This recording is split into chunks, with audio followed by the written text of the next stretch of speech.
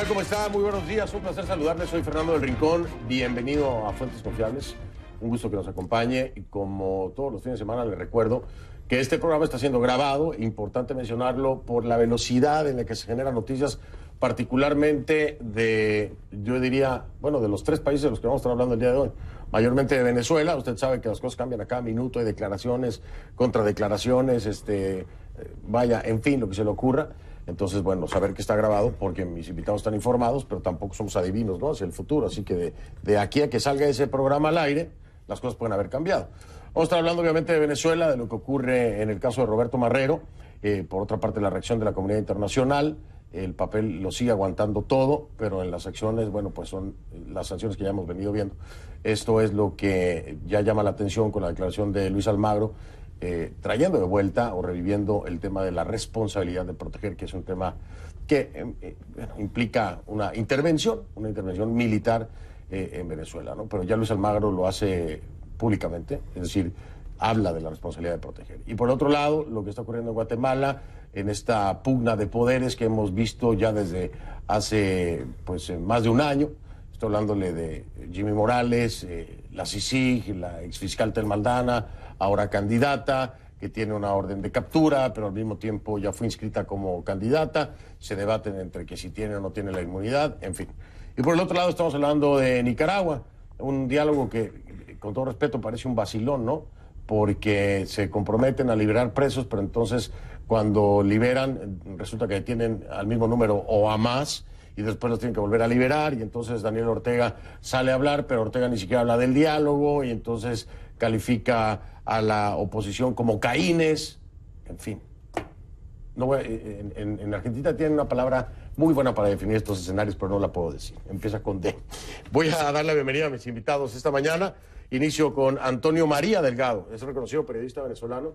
Es reportero para Latam y Venezuela, o sea, Latinoamérica. Y además fue editor en Reuters y América Economía. ¿Correcto? Sí, sí, así es. Así es, porque me lo pasaste tú ahorita. Bienvenido, bienvenido. Quiero dar la bienvenida a Soledad Cedro, destacada periodista argentina y analista política. Trabaja para Radio Caracol y contribuye en política para diferentes medios, como el día de hoy en Fuentes Confiables. Bienvenida. Gracias, Fernando. Gracias por estar aquí. Arnulfo Peralta, periodista independiente de Nicaragua. Trabajó 14 años en Televicentro de Nicaragua. Canal 2, actualmente exiliado por amenazas contra su vida por cuestionar, como muchos nicaragüenses más, al presidente nicaragüense Daniel Ortega. ¿Qué tal? Buenos días, Fernando. Gracias por la invitación. Bienvenido. Digo, muchos nicaragüenses más, no solo que cuestionan, que están en el exilio por la misma situación, ¿no? Por un tema de seguridad y de persecución.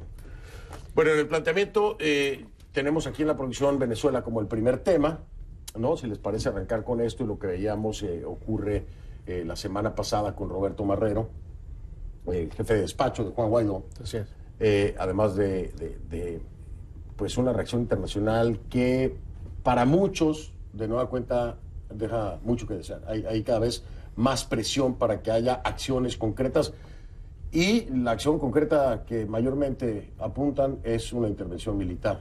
Luis Almagro ahora hace hincapié en la responsabilidad de proteger, que ha sido mencionada millones de veces por personas como Diego Arria, por ejemplo, ¿no? Yo les pregunto, ¿el papel lo sigue aguantando todo?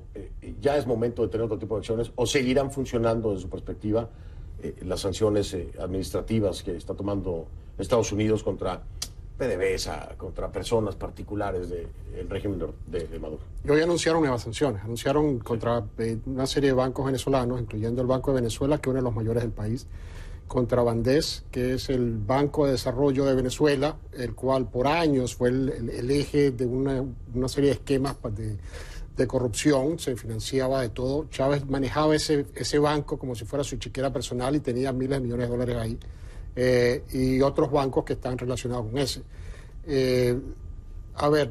Estados Unidos dice que estas son el inicio de las sanciones, que las más duras todavía no las ha aplicado. Pero ciertamente empieza ya a hablarse directamente sobre el tema de la intervención militar. Esto se está hablando, como mencionabas, por el secretario Almagro, pero también se está debatiendo hoy en Venezuela. Y empieza a hablarse sobre eso. Pero se ha venido hablando desde hace mucho ya. Sí, pero estamos hablando de que ya las personas que generan opinión pública en Venezuela lo están discutiendo. Okay. Ahora, esto, tal como se está planteando, tendría que pasar inicialmente a través de la Asamblea Nacional, y habría que ver 187. el 187, que tendrían que aprobarlo. Y todavía entiendo yo que hay resistencia dentro de los partidos políticos tradicionales. De manera de que este es un tema muy delicado. Sin embargo, a ver, vamos a plantearlo en el esquema de Juan Guaidó.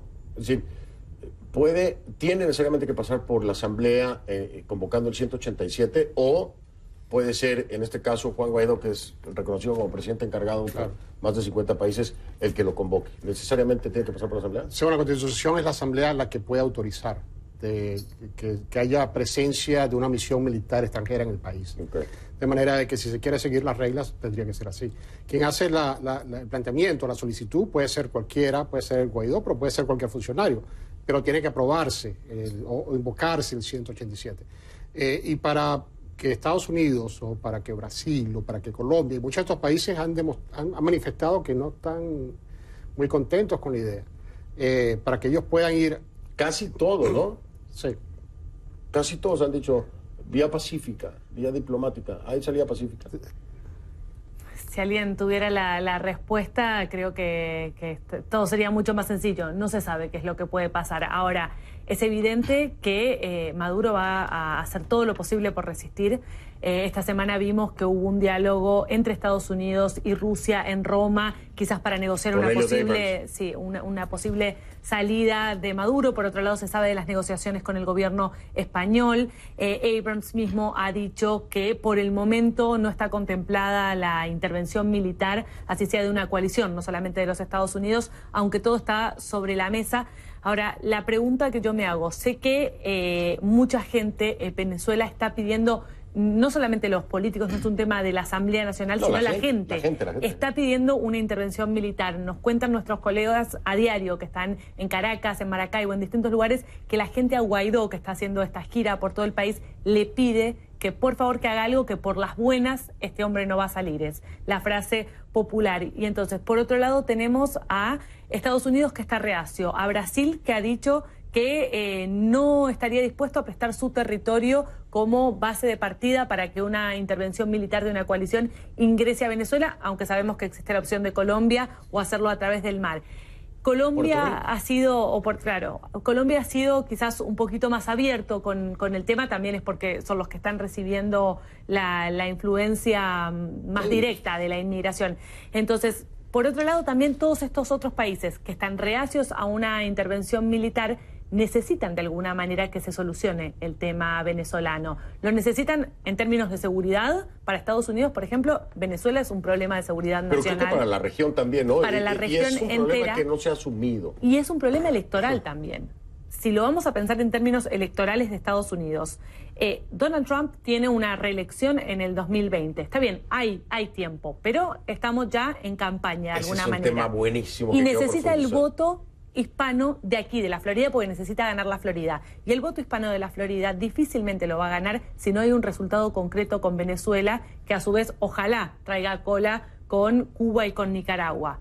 Pero si no hay un resultado concreto, es muy difícil que él gane el voto hispano de la Florida, y sin ganar el voto hispano de la Florida es muy difícil que gane el Estado, y sin el Estado es difícil que gane la reelección. Con lo cual, algo va a tener que hacer simplemente mirándolo desde el punto de vista electoral americano. Quiero retomar dos cosas de lo que nos acabas de decir, Soledad. Uno es Brasil. Hubo una declaración en la reunión que se sostuvo con Donald Trump y Bolsonaro. Hubo una declaración maravillosa que creo que a muchos medios se les fue por debajo de la mesa.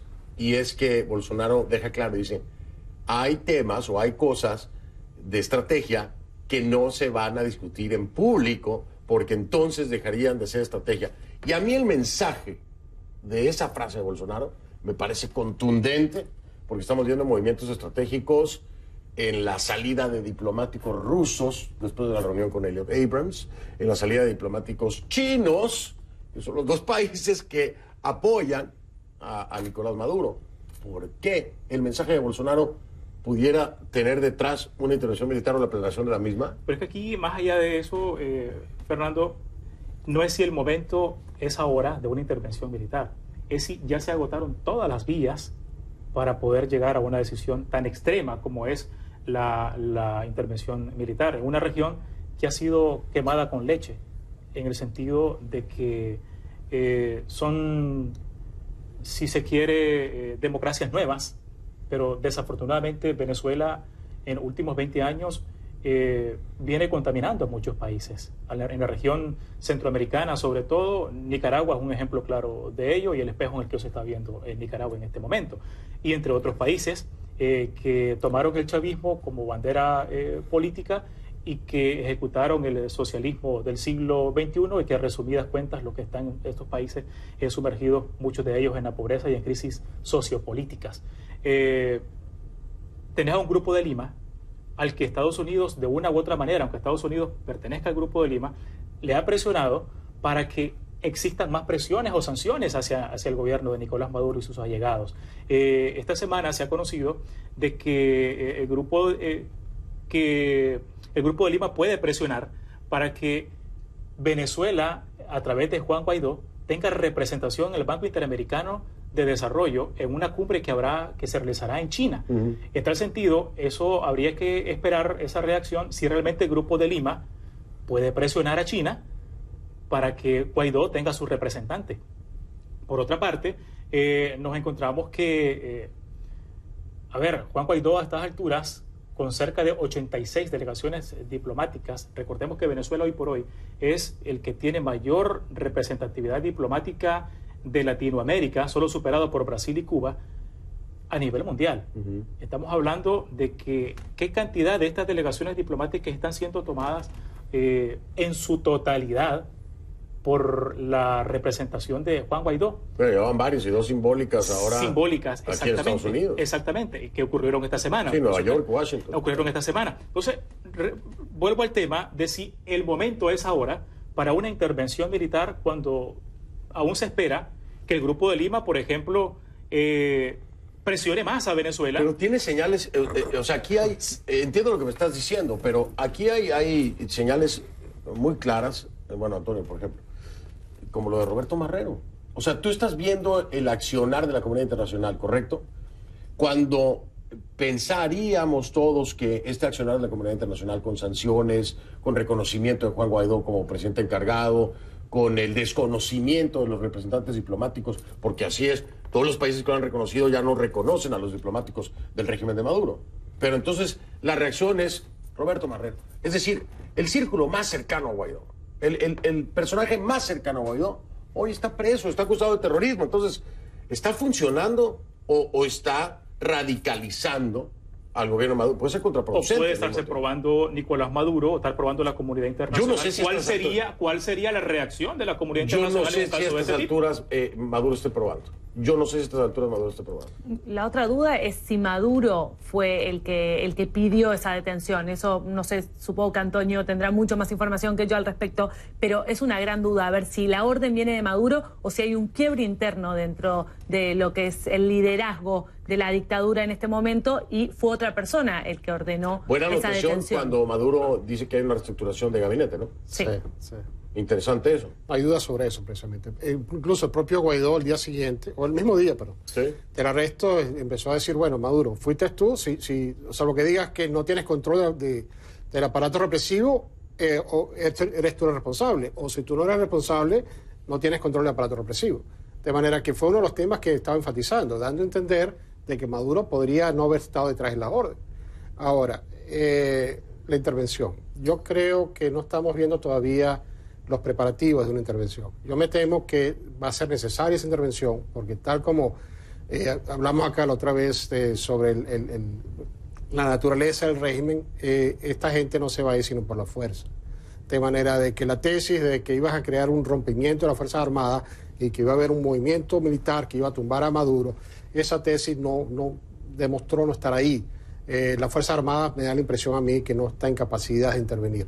De manera que al final, si se va a querer buscar una solución a esto, va a tener que hacer algún tipo de fórmula de una presencia militar externa para forzar al régimen a hacer esto. Es una fórmula aria y la responsabilidad de proteger, al final de cuentas, que es la que está ya mencionando Almagro. Primero vamos a ver el 187. Cuando veamos el 187 es porque entonces empiezan a hacer los pasos. Me da la impresión de que, porque yo no veo a Estados Unidos unilateralmente. Pero no creo, Antonio. No, yo tampoco. Sí. Unilateralmente no lo creo. Claro. Es un paquetote para Donald Trump que le puede reventar la pero cara. si no hay 187, se puede argumentar de que fue unilateral. Ojo, pero el hecho de que no veamos que se esté invocando el 187 no quiere decir que ya se estén moviendo los mecanismos detrás para tener todo organizado. Sí, mi fuente es en Washington, porque este es el tema de fondo. Sí, sí, mi tema en Washington me dice que todavía no hay movimiento de eso. Todavía no hay movimiento. Todavía no hay movimiento de eso. Ahora, aquí no olvidarnos de algo, si quieren lo cerramos después de la pausa, pero cuando yo siempre se lo he dicho a Luis Almagro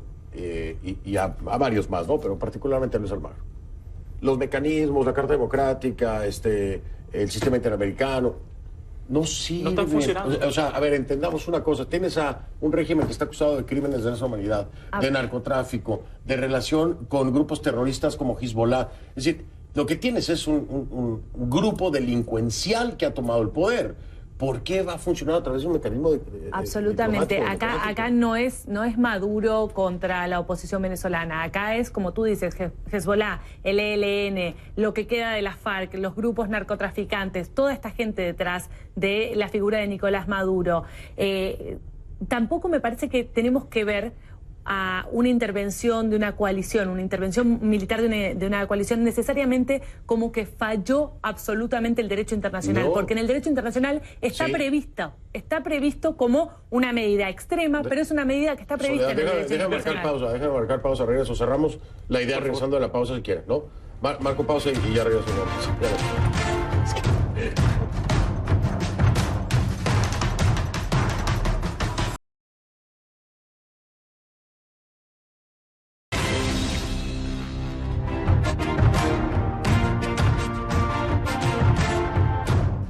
Ya no sé en qué nos quedamos, ¿no? Se me fue. Es que como siempre en el corte comercial, ya estábamos cerrando la idea. Bueno, estábamos hablando de que no necesariamente es una falla del derecho internacional el hecho de que haya una intervención militar de una coalición, que puede ser, entre otras cosas, humanitaria también. Claro. Que así es como se ha planteado. Lógico. Lo humanitario que hasta ahora resuena en los oídos de Nicolás Maduro y desafortunadamente no ha podido ayudar, no ha podido ingresar ayuda humanitaria a Venezuela. Bueno, sí. Del tipo que se quería. Ojo. Ahora sí, menos intervención. Sí, el mismo. militar. No, espérame. El mismo régimen de Maduro ha dicho que ha llegado ayuda de Rusia, ¿no? No, es cierto. Es cierto. Y ellos enviaron ayuda que también además a otros países. me parece, ahí tengo que morderme la lengua a veces. Me parece muy ilógico que tú digas que no necesitas ayuda y después anuncias que te está llegando ayuda. O sea, aceptas que necesitas ayuda, pero tiene que ser de mis amigos, no de los tuyos. Eso es lo que está pasando. Habría que ver cómo resuena todo este tema de la intervención militar entre la conversación que sostuvo recientemente Estados Unidos con Rusia. Recordemos que Rusia tiene muchísimos intereses en Venezuela. Rusia, China, tienen dinero invertido, que recuperar. Más de 9.000 millones de dólares invertidos Rusia, sí. Claro. en inversión petrolera y energética.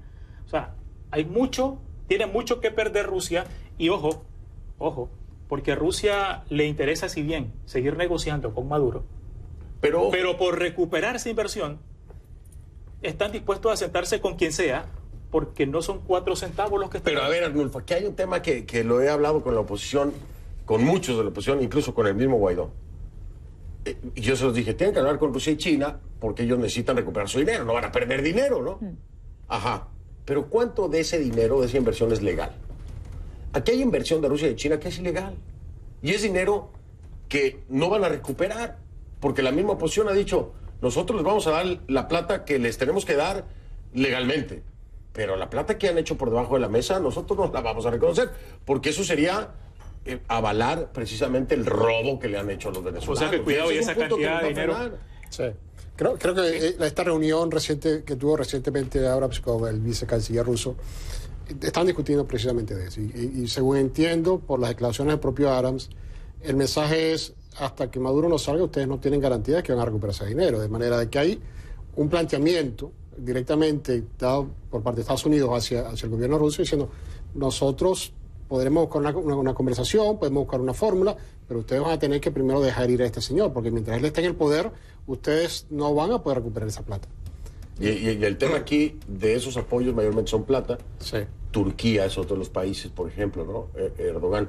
Esta semana, iniciando la semana, hablaba con un periodista turco que Es el único periodista turco que ha entrevistado, Ibrahim, no me acuerdo cómo se apellida, que ha entrevistado a Guaidó. O sea, primero, la entrevista no la replicó nadie en el país. Segundo, el titular fue algo así como el pirata Guaidó, completamente bias, ¿no? Y tercero, me decía Ibrahim, en Turquía lo que hay son movimientos a favor de Maduro. Y yo decía, pero ¿por qué? ¿Por qué lo entienden así? Y caímos en la conclusión de que es un sentimiento antiamericano. Y aquí es la pregunta. O sea, ya no se habla... El resultado de la visión turca con respecto al conflicto en Venezuela no está basado en lo que vive la oposición y el oficialismo. Está basado en un sentimiento antiamericano. Y aquí es a donde vengo y lo quería rescatar porque Soledad lo trajo a la mesa. A veces creo, en mi percepción, que el tema... que Venezuela se está convirtiendo en un botín en los medios estadounidenses y en la política estadounidense. Y también en un daño colateral. Es decir, Venezuela per se y su conflicto está dejando de ser la prioridad y está haciendo la campaña. Eso es gravísimo, ¿no? Sin duda es gravísimo, pero, a ver, en definitiva, siempre todo en política se hace porque le conviene a uno o le conviene a otro. No vamos a tener una lectura naive de esto. Ahora, si el gobierno o esta administración de los Estados Unidos ayuda al pueblo venezolano porque su fin último es que gane el presidente la reelección, good for me. O sea, sí, bueno, claro, o sea, en algún punto uno, no sé si hasta que, lógicamente va a haber de fondo una motivación que no necesariamente sea el bienestar de los venezolanos, porque si la motivación era el bienestar de los venezolanos, no se hubiera esperado 20 años para llegar a este punto y que la situación cambie y que se arme una coalición y que estemos hasta ahí. Pero bueno, ahora con las cartas que tenemos hay que jugar. Y si las cartas son que, bueno, que por un lado Venezuela pasa a ser un jugador clave dentro de la campaña de reelección para los Estados Unidos, bueno, como latinoamericanos, como defensores de la democracia, como amigos del pueblo venezolano, pongámonos el nombre que queramos, utilicemos esas cartas, me parece. Pero utilizar esas cartas... Si sale bien todo. Si sale, bueno, si sale... esperando lo mejor, por supuesto. Para utilizar esas cartas a estas alturas del partido estaría sacrificando a todo un pueblo que ha puesto sus esperanzas en el cambio. Y aquí recordemos algo. Nicolás Maduro hoy por hoy no es garantía, ni para sus simpatizantes, peor para la oposición. Y eso está claro. Hoy por hoy en Venezuela, muchos que son seguidores de Nicolás Maduro, y lo sabemos todos, es porque en algún momento siguieron los ideales de Hugo Chávez, pero cuyos ideales se ha transformado desafortunadamente en masoquismo. ¿Hasta qué punto hoy los venezolanos que están apoyando y que mantienen a Nicolás Maduro en el poder están dispuestos a aguantar el hambre que está sufriendo este pueblo, la economía colapsada, la hiperinflación, por favor, que es galopante, una locura. que es una locura? Entonces, hoy nos encontramos con que hasta qué punto los venezolanos dentro, que son los que están sufriendo en carne propia, lo que hablan en representación de ellos, fuera, están dispuestos, uno, a aceptar una intervención. Dos, es que esa es una apuesta. Dos, a aceptar que a nivel internacional hablen en representación de ellos y quién. Yo tengo un pequeño disclaimer también. Exactamente. Entonces, los venezolanos hoy por hoy,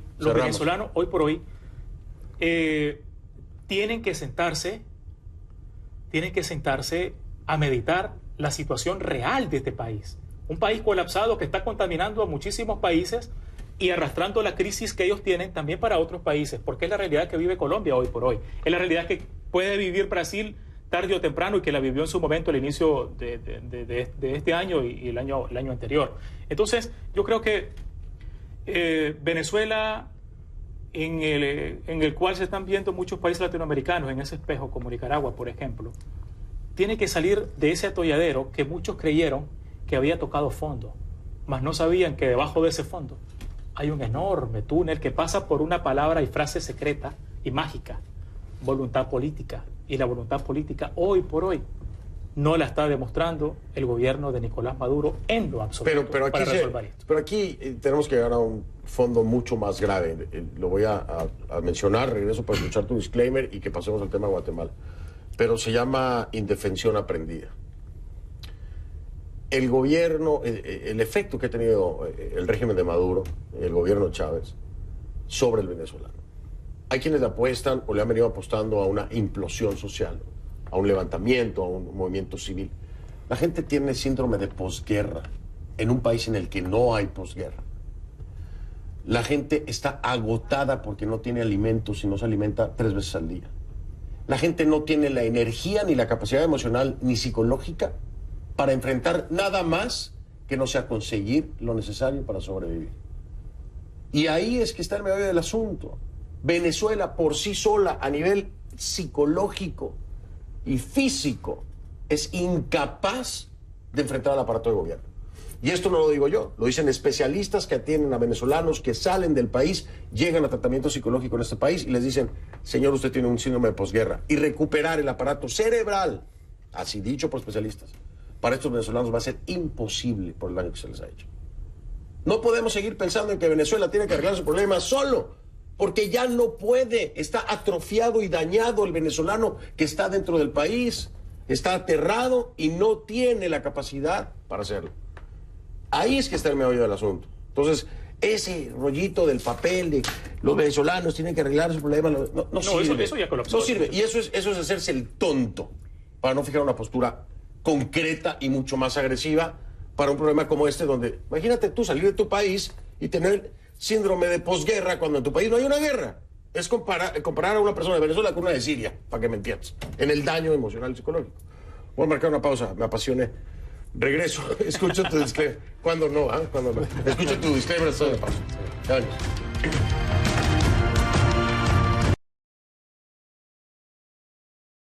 Entramos ahora en el territorio nicaragüense. Le voy a dar la palabra, obviamente, de entrada a Arnulfo, por su país natal. Además, Gracias. está exiliado precisamente por amenazas contra su vida al criticar a Daniel Ortega. Oye, deja de preguntarte, Arnulfo, esto que está pasando con el diálogo me parece una mala repetición del diálogo venezolano. Perdón, pero... Volviendo a Venezuela. Volviendo. Sí, volviendo. Bueno, es que creo que Venezuela es la fotocopia. el parámetro. La fotocopia. Además lo decía muy bien Soledad. O sea, esto empezó allá hace 60 años en Cuba. Y hay un manual. Es un manual de marca que tiene todo el instructivo de qué sigue, paso 1, paso 2. No, la logística está estudiada. Tal cual. Entonces, ¿cuál es el know-how? El mismo espejo. Ahí se están viendo dos naciones. Nicaragua en versión pequeña. Pero espérame, déjame terminar mi pregunta. Me parece una mala copia del diálogo venezolano. Y me pregunto, ¿pero por qué la están repitiendo? ¿Por qué la alianza la está repitiendo si ya vieron los resultados? Y además les dice Ortega, vamos a sacar presos políticos. Sacamos unos, pero metemos otros. O sea, ¿qué es esto, hermano? O sea, ¿por qué la alianza? ¿Qué piensas de lo que está haciendo la alianza? Bueno, se puede analizar de diferentes puntos de vista. Recordemos que hubo un primer diálogo fallido, allá mayo-junio, encabezado por la Conferencia Episcopal de Nicaragua, un diálogo fallido, pues al final se terminaron parando todos de la mesa, o poniendo de pie todos de la mesa, y no quedó en nada, al contrario, vino más represión contra el pueblo, más presos políticos, 800 hasta el día de hoy, cerca de 802, según el último informe de la Asociación Nicaragüense Pro Derechos Humanos. Que el gobierno solo reconoce solo reconoce cerca de 300 presos políticos. Presos comunes, dice el gobierno, no dice presos políticos. Si es mala copia o una copia fiel de lo que ocurrió en Venezuela, puedo decirte hasta el sol de hoy que el único resultado positivo que ha tenido la alianza esta semana durante el diálogo es que Daniel Ortega haya aceptado dejar en libertad plena, no es ni condicional ni nada por el estilo, tiene que existir nulidad de todos los procesos de estos 800 presos políticos, de los cuales 150 se encuentran en arresto domiciliario y los otros se encuentran en prisión. Señalaba un asunto importante. Saco 50 en arresto domiciliario, pero meto preso a 164 el pasado domingo. Una semana hoy domingo. Y por una manifestación pacífica, por una no manifestación. autorizada. Pero ojo también con esto. El tema de los presos políticos no es un tema de fondo. No es el tema de fondo por el cual la Alianza Cívica debe estar sentada en una mesa de negociación. Es clara. La petición es clara con democratización del país, que incluye elecciones adelantadas. Elecciones adelantadas, claro. Entonces, pero el tema de elecciones adelantadas, tenés que tomar en cuenta algo importante. ¿cuánto tiene la Alianza Cívica para prepararse para ir a unas elecciones contra el aparato estatal? No, pero de es que gobierno? aquí, a ver, pero el tema de la alianza es en apoyo a los organismos internacionales, a la Organización de Estados Americanos. Con un Exactamente. Luis Almagro que se lo he dicho. Daniel Ortega ha sido está criticado presionado. porque ha sido muy suave. Está presionado. Con el tema de Nicaragua, a comparación de lo que ha hecho con Venezuela. Exactamente. Está presionado Daniel Ortega en este momento por la comunidad internacional. Solo esta semana se le vino una sanción de la Unión Europea a 12 funcionarios públicos, incluyendo alcaldes de alto rango y muy conocidos en Nicaragua. Se le vinieron esas sanciones. Solo esta semana, ayer, o hace 3 días, más bien, la ONU, a través del alto comisionado para los derechos humanos, emitió un informe contundente contra Nicaragua por crímenes de lesa humanidad. Igual lo hizo la Comisión Interamericana de Derechos Humanos. Ya se hizo en el caso de Venezuela, se está haciendo ahora con el caso de Nicaragua. O sea, al final, el patrón, escrito hace 60 años, está siguiéndose al pie de la letra. Pero ojo también con esto. Es asunto de confianza. ¿Qué tanta confianza tienen los nicaragüenses en un diálogo entre la Alianza Cívica y el gobierno? Porque No se ha sé, dicho, por eso es un diálogo entre cúpula empresarial, No es sé, lo por que eso se ha estaba dicho y lo preguntando. que se ha criticado hasta el momento. Me voy a adelantar la pausa para regresar a escuchar el punto de vista de Soledad y de Antonio sobre este tema de Nicaragua, porque si no se me va el tiempo, ¿no? Hago pausa y regreso.